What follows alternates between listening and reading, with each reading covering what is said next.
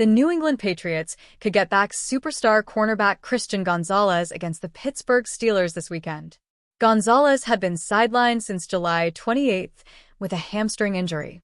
However, head coach Mike Vrabel said he would return to practice on Wednesday and do some stuff. Talking with Patriots reporters after practice, Gonzalez would not say for sure if he would be back Sunday, but said he felt good. "It's been very challenging to be out for so long. But I'm focused on the here and now," Gonzalez said via Mass Live.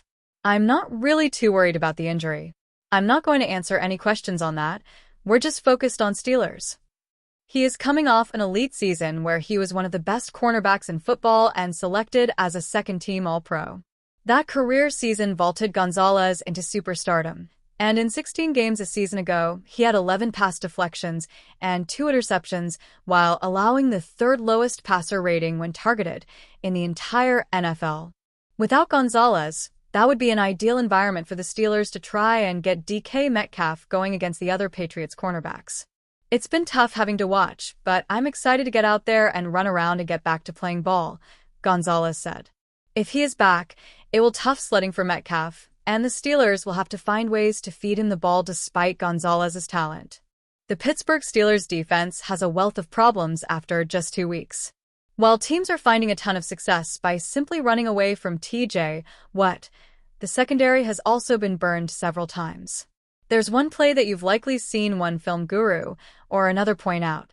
It's the same play that allowed Justin Fields and Garrett Wilson to connect on a 34-yard touchdown and for Sam Darnold and Torrey Horton to get their own touchdown from 21 yards out. Both teams came out with similar formations and ran the same deep crossing pattern while the defense ran the same cover one coverage behind it.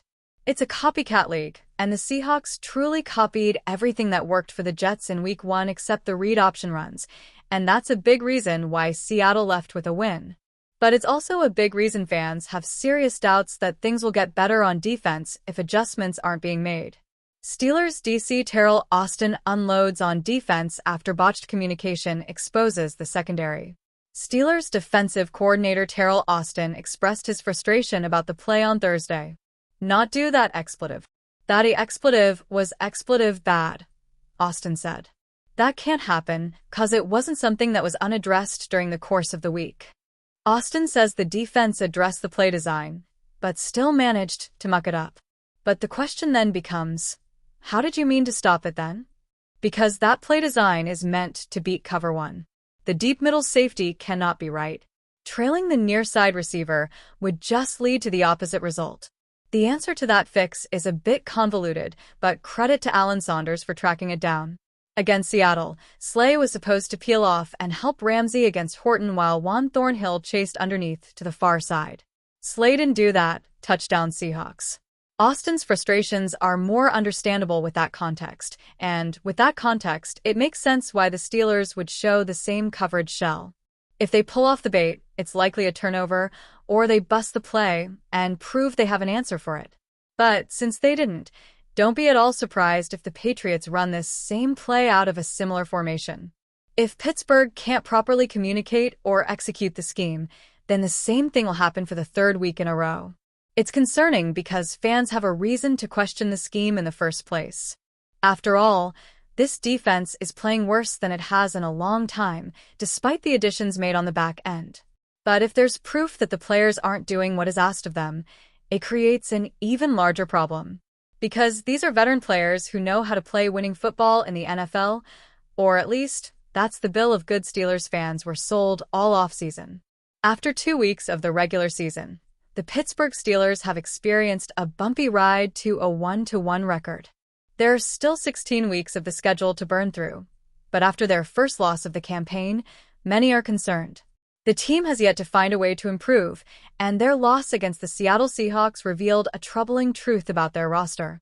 Aaron Rodgers and the offense didn't have a terrific outing against Seattle, but it wasn't terrible either. The aging quarterback is set to be the Steelers' signal caller this season. Afterward, the team hopes to grab a quarterback in the 2026 NFL Draft. It appeared to be a strong class at the position going into the collegiate season, but those beliefs are dissipating.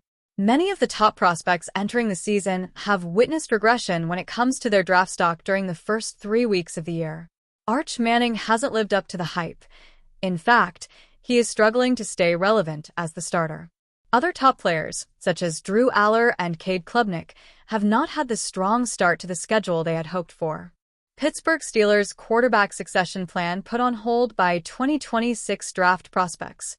Matt Miller of ESPN listed his top 5 quarterback prospects for the 2026 NFL Draft as LaNorris Sellers 1, Garrett Nussmeier 2, Sam Levitt 3, Cade Klubnik 4, and Drew Aller 5.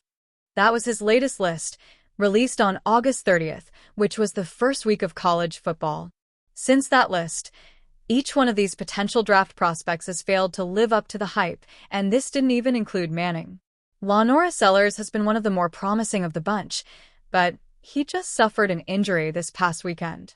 He suffered a head injury, which forced him out of most of the game. Before his injury, he was producing solid stat lines. He hasn't faced top competition early in the campaign, but he's been taking care of business. Sellers remains a top prospect. Miller's second-ranked quarterback is the LSU Tigers signal caller, Garrett Nussmeier. He plays in the SEC, which will help him with scouts, but he hasn't elevated his game to the level you'd like to see early in the season. The Steelers will appreciate his skill set, but he must improve his production in high-pressure situations. He hasn't done anything to tank his stock, but you'd like to see more.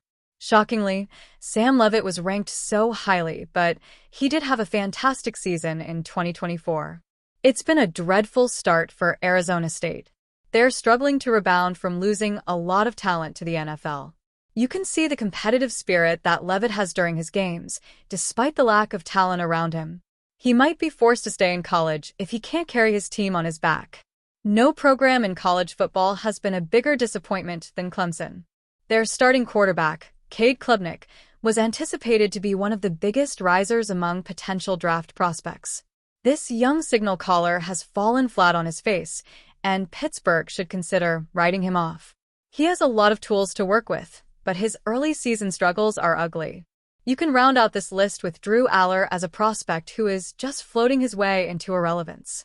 He hasn't cost Penn State any games, but they haven't played anyone good. Aller has many appealing qualities to his game, but he has also displayed early signs of mental errors.